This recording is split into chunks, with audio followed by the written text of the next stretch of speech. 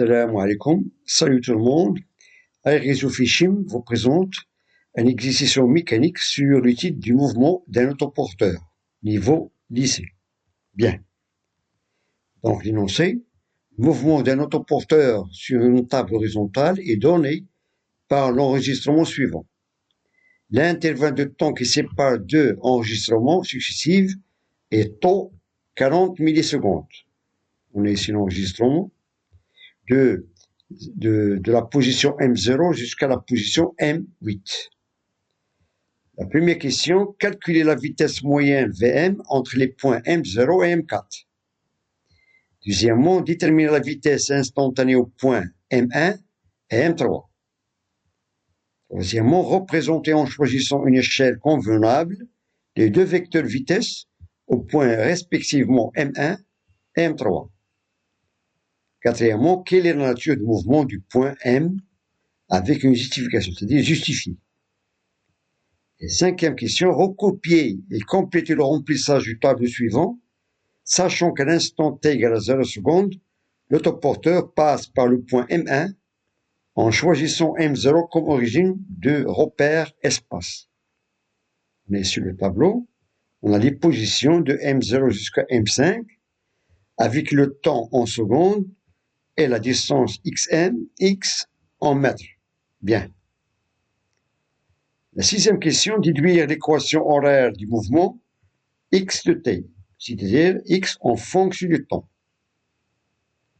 Et la dernière question, question 7, déterminer l'abscisse xm à l'instant t égale à 0,5 secondes. Bien. On va commencer par la première question. Calculer la vitesse moyenne Vm entre les points M0 et M4. Donc, il nous demande, d'après l'enregistrement, de calculer la vitesse moyenne entre le point M0 et la position M4.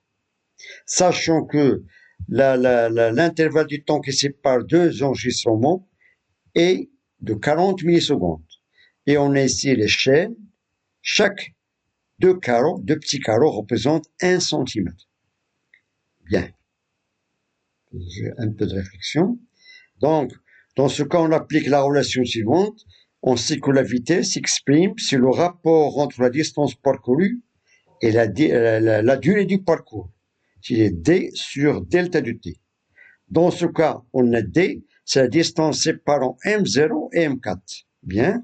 Avec d est égal à M0 et M4, qui est égal à 8 cm. Donc, on a ici 2 cm, voilà, 4, 6 et 8. Entre M0 et M4, ce qui est égal à 8 cm, qui est égal à 8 10 puissance moins 2 mètres. Donc, on doit toujours respecter l'unité internationale, c'est-à-dire 0,08 mètres. Bien. Pour la durée, on a ici, entre M0 et M4, on a 4 durées. C'est-à-dire taux plus taux plus taux, c'est-à-dire 4 taux. C'est 4 fois 40 millisecondes. Cela veut dire qu'il est égal à 160 millisecondes, qui est égal à 160 fois 10 puissance moins 3 secondes. Donc, on a ici la distance est en mètres et la durée des parcours est en secondes. Donc, il suffit d'appliquer maintenant la formule, voilà, et on aura Vm est égal à 8 10 puissance moins 2 mètres sur 160 fois 10 puissance moins 3 secondes. Et on trouve finalement que la vitesse moyenne Vm entre les points M0 et M4 est de valeur 0,5 mètres par seconde. 0,5 mètres par seconde. Bien. Passons maintenant à la question suivante, question 2. Déterminer maintenant la vitesse instantanée, c'est-à-dire un instant t, bien déterminé. Donc, il ne faut pas confondre entre la vitesse moyenne et la vitesse instantanée. Donc, la vitesse instantanée au point M1, ici. Donc, il nous demande à quelle vitesse arrive le mobile M, à ce point. De même au point M3. Bien.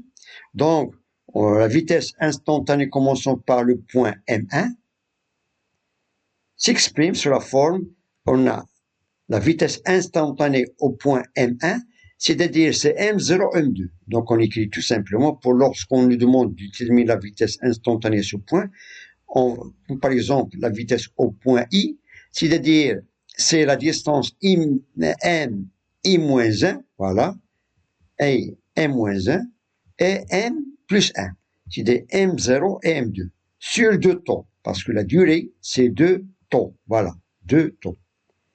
Bien, donc, application numérique, on a M0, M4, c'est tout simplement, c'est 4 cm. Voilà, on a ici 2 plus 2, ça fait 4 cm. Voilà.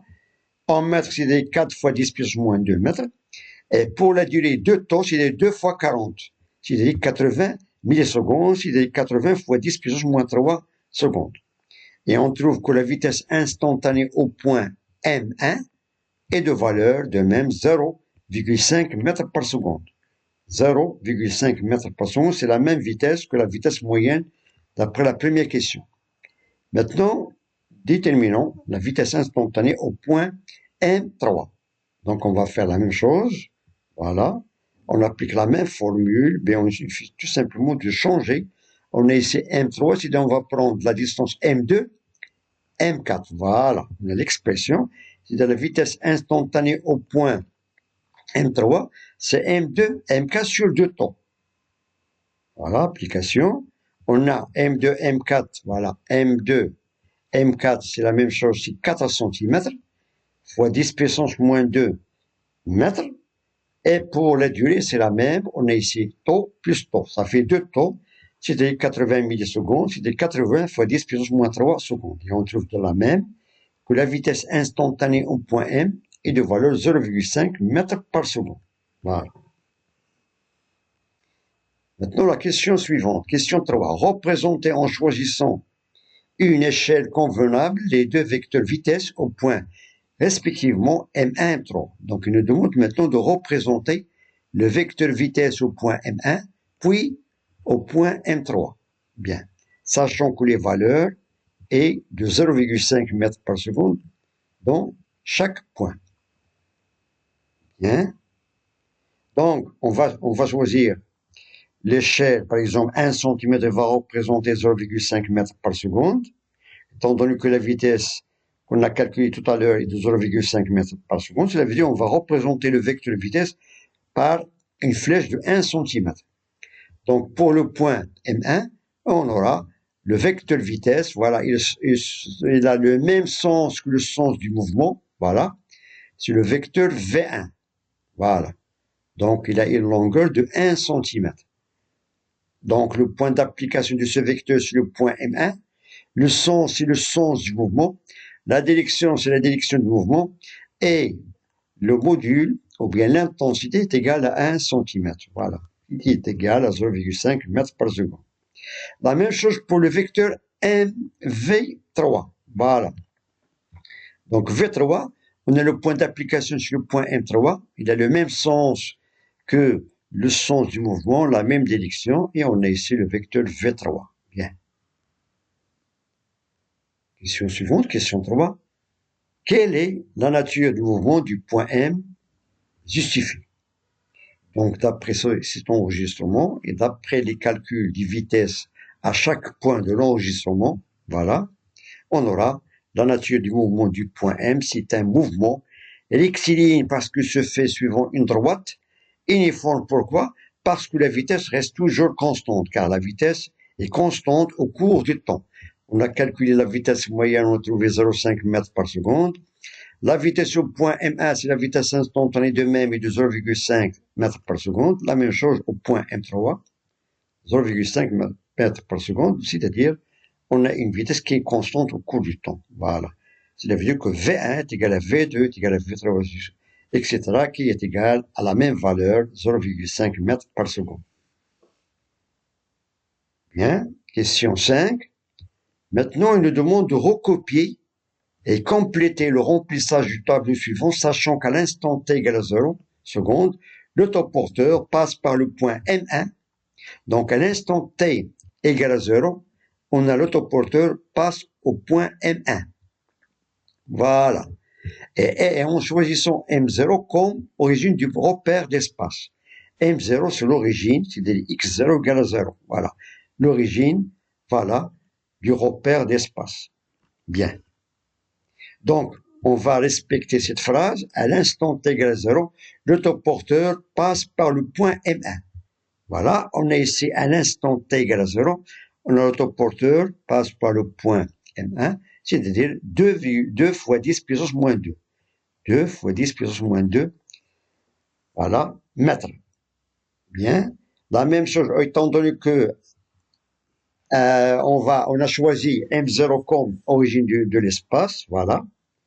Cela veut dire, étant donné qu'on a ici le sens du temps positif, et on a inversement les valeurs négatives du temps, c'est-à-dire on aura ici moins, voilà, donc ici symétrique, moins 4 fois 10 puissance moins 2 secondes.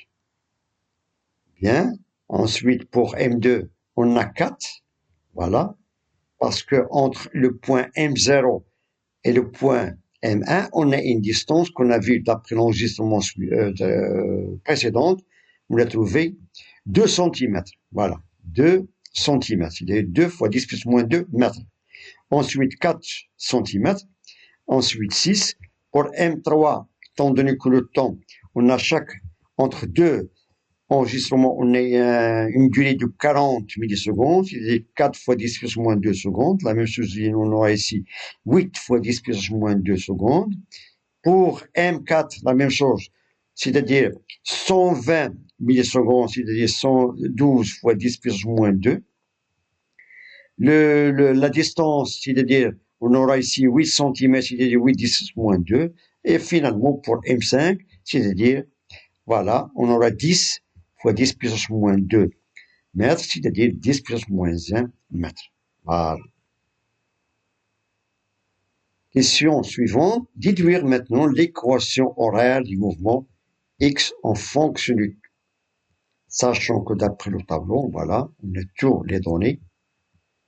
Et on a vu précédemment, d'après les questions précédentes, que le mobile se déplace avec une vitesse constante suivant une droite. C'est-à-dire, il a un mouvement rectiligne uniforme, voilà.